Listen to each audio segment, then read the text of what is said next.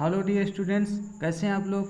आशा करता हूँ आप लोग अच्छे होंगे और अपनी स्टडी अच्छे से कर रहे होंगे। अभी काफ़ी दिन से कुछ हमारी वीडियोस आपको अवेलेबल नहीं हो पाई क्योंकि थोड़ा सा बिजी शेड्यूल था, लेकिन अब आपको रेगुलर एक लेसन की अच्छे से आपको पढ़ाने की कोशिश की जाएगी। किसी न किसी लेसन की आपको वीडियोज मिलती रहेंगी।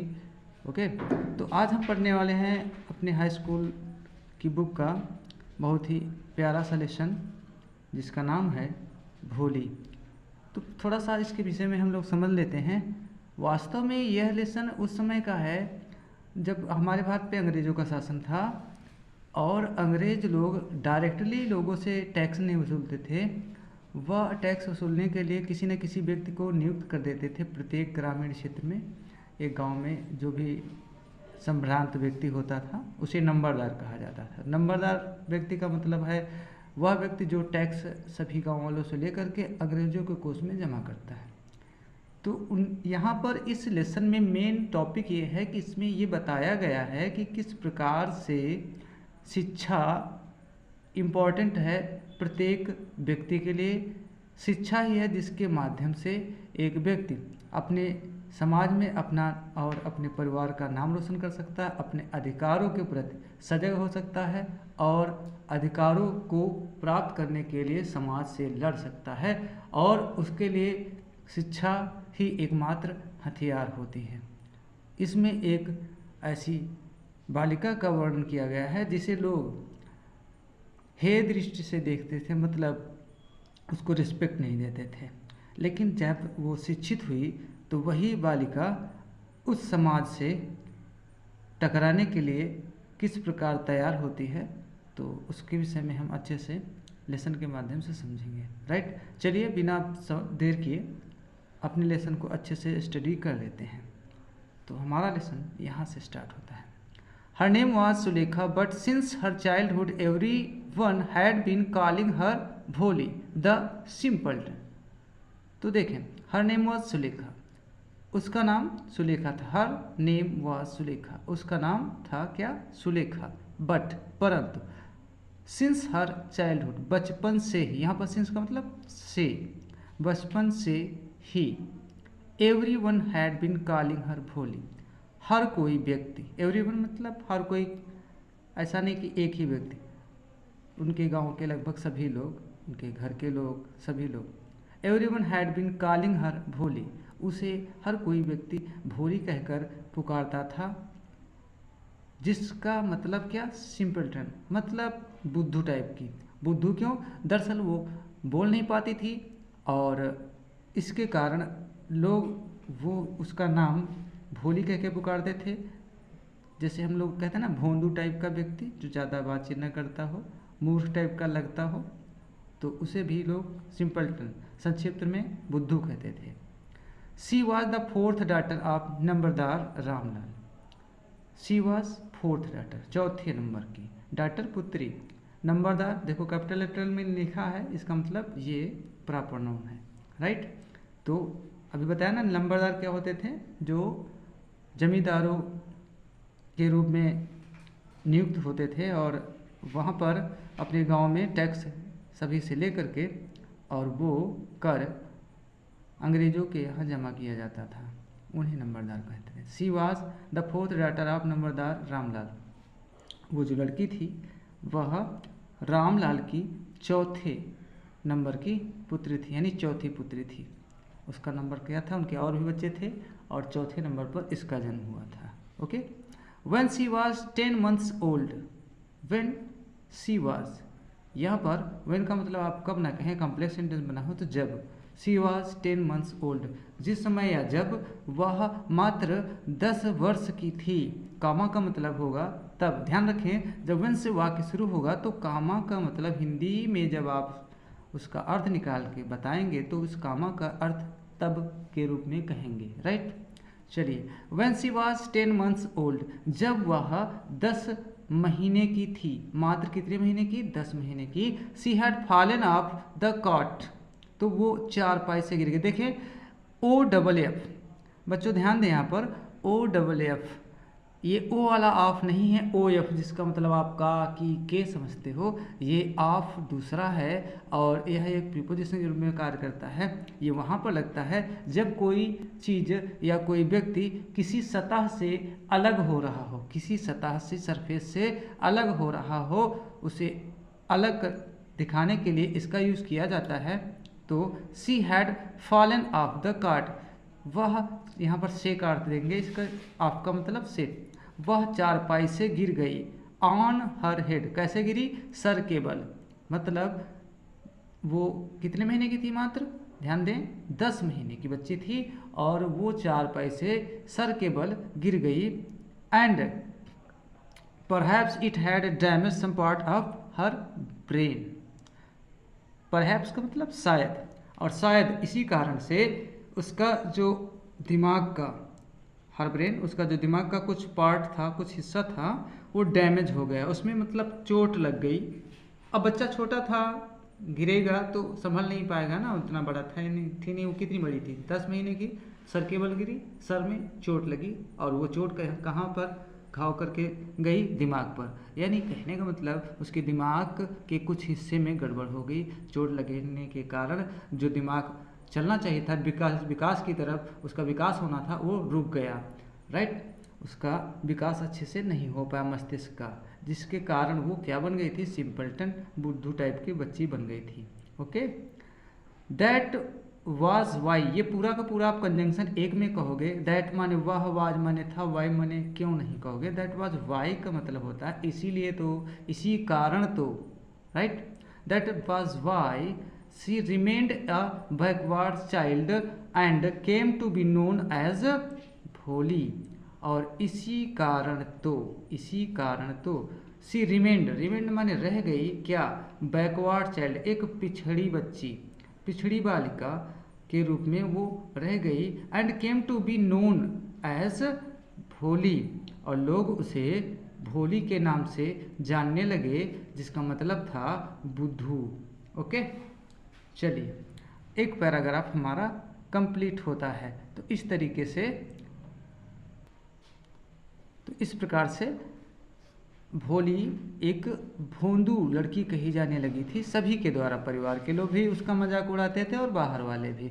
तो ऐसा बच्चा एक दुखी बच्चा बन जाएगा, वह कहीं बाहर जाने में शर्माएगा, उसे अच्छा नहीं लगेगा कि कोई भी, हर कोई व्यक्ति अपनी तारीफ सुनना चाहता है, ना कि कोई ये चाहता कि उसका लोग मजाक उड़ाएं। चूँकि उसके दिमाग में चोट लग गई थी, जिसके कारण वो ठीक से बोल भी नहीं पाती, यहाँ तक कि अपना नाम भी कह नहीं पाती थी, किसी से ये नहीं बता पाती थी कि मेरा नाम भोली है। इस कारण से लोग और बच्चे उसका मजाक उड़ाते थे। बेचारी वो ज़्यादातर घर में ही पड़ी रहती थी, घर से बाहर जाती नहीं थी। Okay, at birth the child was very fair and pretty, लेकिन वास्तव में जन्म से वो ऐसी नहीं थी। एट बर्थ, जन्म के समय, the child was very fair, जो बच्ची थी, बालिका थी, वो बहुत ही प्यारी सी सुंदर थी। एंड प्रिटी, तो प्यारी और सुंदर थी। बालिका जन्म के समय बहुत ज़्यादा फेयर, सुंदर थी, गोरी थी। ओके, बट, परंतु, लेकिन, किंतु, कुछ भी कह लो। When she was 2 years old, जब वो 2 वर्ष की थी। कब की बात है, जब वो 2 वर्ष की थी। लेकिन जब वो मात्र 2 वर्ष की थी तब, कमा मीन्स तब, she had an attack of small pox, तो उस पर अटैक हो गया। अटैक माने से आक्रमण होता है। अब चेचक का आक्रमण हो गया, कहने का ऐसा तो है नहीं कि चेचक दुश्मन बन के आई, उसको गोली मार दी, लाठी मार दी, ऐसा नहीं। कहने का मतलब सीधे से आप कह लो कि जब वह कितने साल की थी, 2 years, 2 वर्ष की थी, तब उसे चेचक की बीमारी हो गई। ओके, चेचक की बीमारी हो गई।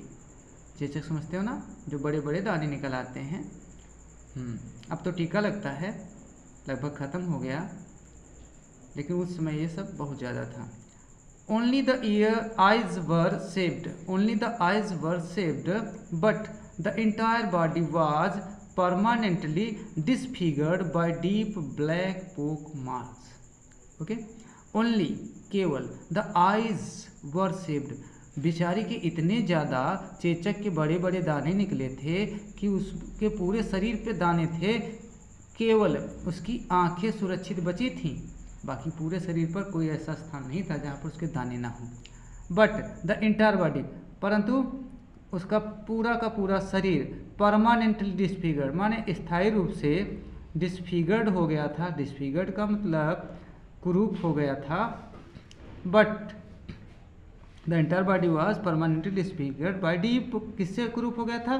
डीप, गहरे गहरे ब्लैक पोपन, यानी काले गहरे चेचक के धब्बों से उसका पूरा का पूरा शरीर स्थायी रूप से कुरूप बन गया था। Little Sulekha could not speak till she was 5, छोटी सुलेखा जब तक 5 साल की ना हो गई वो बेचारी बोल भी ना सकती थी।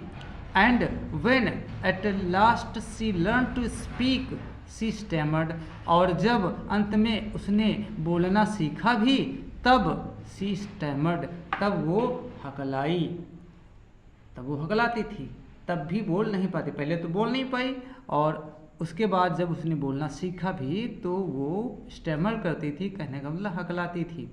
The other children often made fun of her and mimicked her. अब चूंकि वो हकलाती थी तो जब छोटी बच्ची थी तो बच्चे खेलने के लिए अपने हम उम्र बराबर उम्र के बच्चों के साथ खेलने के लिए जाएंगे बाहर, तो ये भी जाती थी कभी कभी। तो क्या होता था इसके साथ? The other children often made fun of her and mimicked her. दूसरे बच्चे ऑफन, अक्सर, ऑफन मीन्स अक्सर, मेड फन ऑफ हर, उसका मजाक बनाते थे, मजाक उड़ाते थे, एंड मिमिक्ड हर, और उसकी नकल करते थे। कहने का मतलब उससे अगर कहते होंगे अपना नाम बताओ तो जब वो ठीक से नहीं बोल पाते होंगे तो वैसे ही उसकी नकल करके उसको चिढ़ाते थे, टीज करते थे। एज ए रिजल्ट, परिणाम स्वरूप सी टॉक्ड वेरी लिटिल, तो बेचारी ने सोचा अब मैं बोलूँगी ही नहीं, तो सी टॉक्ड वेरी लिटिल, परिणाम ये हुआ कि वो बहुत ही कम बातचीत करती थी, ज़्यादा बोलती नहीं थी। तो इस प्रकार से सुलेखा के साथ बचपन में बहुत ज़्यादा परेशानियाँ थी, वो दुखी रहती थी, कभी भी ज़्यादा खुश नहीं रहती थी। तो चलिए स्टूडेंट्स, अब हम अपने तीसरे पैरा नंबर को अच्छे से स्टडी कर लेते हैं। Ramlal had 7 children, 3 sons and 4 daughters, and the youngest of them was भोली। रामलाल जो थे उनके कितने बच्चे थे? 7 चिल्ड्रेन, उनके टोटल बच्चे 7 थे। तो रामलाल हैड 7 चिल्ड्रेन, रामलाल के 7 बच्चे थे। उसमें क्या था? उन बच्चों में 3 sons, जो 7 बच्चे थे उन 7 बच्चों में से 3 sons, 3 बेटे थे, एंड 4 daughters, 4 बेटियां, पुत्रियां थीं। And the youngest of them, और यंगेस्ट का मतलब सबसे ज़्यादा छोटी, उन सभी बच्चों में सबसे छोटी वाली कौन थी? भोली। ओके, तो रामलाल के 7 बच्चे थे, 3 पुत्र थे, 4 पुत्रियां थीं, उन सभी में सबसे छोटी भोली थी। It was a prosperous farmer's household and there was plenty to eat and drink. तो कहते हैं it was a prosperous farmer's household, ये एक संपन्न धनवान किसान का घर था। And there was plenty to eat and drink, और वहाँ पर प्रचुर, प्लेंटी का मतलब भरपूर मात्रा में खाने पीने की चीज़ें उपलब्ध थी, खाने पीने की कोई दिक्कत नहीं थी। Okay, all the children except Bholi, except माने के सिवाय, के अतिरिक्त, भोली के अतिरिक्त, भोली को छोड़ करके कह सकते हो, या भोली के अतिरिक्त सभी के सभी बच्चे वर थे, क्या थे? हेल्दी एंड स्ट्रांग, स्वस्थ थे और ताकतवर थे, मजबूत थे, शरीर से उनको कोई दिक्कत नहीं थी, वो सभी स्वस्थ थे, मजबूत थे। The sons had been sent to the city to study in schools, स्कूलों में पढ़ाई करने के लिए पुत्रों को उनके कहाँ भेजा गया? Had been sent passive sentence है ये, और इसका मतलब पैसिव में ही इसका सेंस कहेंगे। पुत्रों को अध्ययन करने के लिए, स्कूलों में पढ़ाई करने के लिए शहर को भेजा गया था। एंड लेटर इन कॉलेज, और जब शहर में वो स्कूलों की पढ़ाई पूरी कर लिए उसके बाद, लेटर माने बाद में, उन्हें कॉलेज में पढ़ाई करने के लिए भेजा गया। किसको? केवल पुत्रों को। ऑफ द डॉटर्स, और जो उनकी पुत्रियां थी, बेटियां थीं, जिनमें कौन कौन थी? राधा, राधा नाम की उनकी बेटी थी। कैसी बेटी?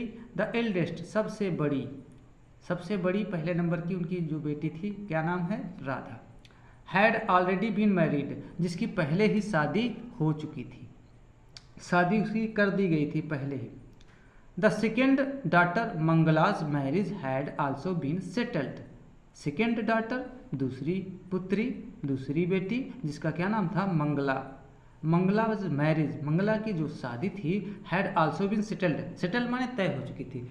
तो दूसरी पुत्री जिसका नाम था मंगला, उसकी शादी भी तय कर दी गई थी। And when that was done, और जब उस मंगला नाम की पुत्री की भी शादी कर दी गई, तब क्या हुआ? तब Ramlal would think of third Champa, तो तीसरे नंबर की जो उनकी पुत्री थी जिसका नाम था चंपा, उसके विषय में वो सोचने लगे। कौन? रामलाल सोचने लगे कि भाई अब इसकी भी शादी करनी पड़ेगी और इसके लिए भी हमें वर की तलाश करनी चाहिए, ऐसी चिंता उनको हुई। दे वर गुड लुकिंग, वे सभी बेटियां, चाहे वो राधा हो, चाहे वो चंपा हो, ओके, चाहे मंगला हो, सभी की सभी बेटियां कैसी थीं? दे वर गुड लुकिंग, वे बहुत अच्छी दिखती थीं, देखने में अच्छी सुंदर थीं। हेल्दी गर्ल्स, स्वस्थ लड़कियां थीं। And it was not difficult to find bridegrooms for them, चूँकि वो स्वस्थ थीं, सुंदर थीं, तो फिर उनके लिए, फॉर देम, उनके लिए, ब्राइड ग्रूम्स माने वर ढूंढना, टू फाइंड, वर की तलाश करना, वर की खोज करना कठिन नहीं था। आसानी से उनके लिए दूल्हे को ढूंढा जा सकता था, वर को ढूंढा जा सकता था।